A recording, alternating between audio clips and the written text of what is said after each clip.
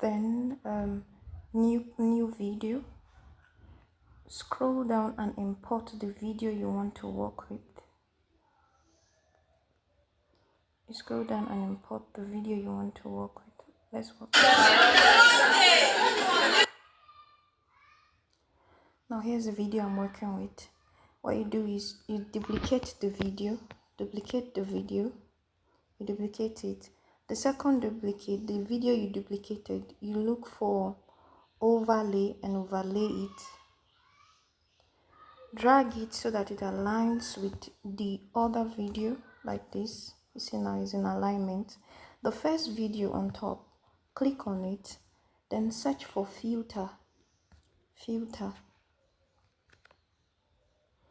After loading, search for blur. Now, depending on how blur you want it to be, you can either use this blur 2, blur, or bokeh. Bokeh, I don't know this one exactly.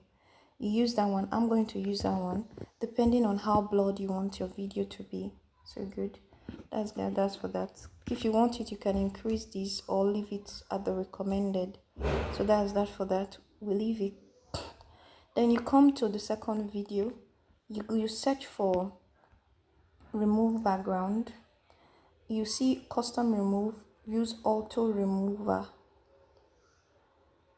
Now just wait for the feature to apply. You see how blurred my video is. So depending on how this is good if you want to single out yourself. You want yourself to be the center of attraction, or you're in a place and you don't want your background to be shown because you don't like the background. So you go ahead and you export your video. Save the device.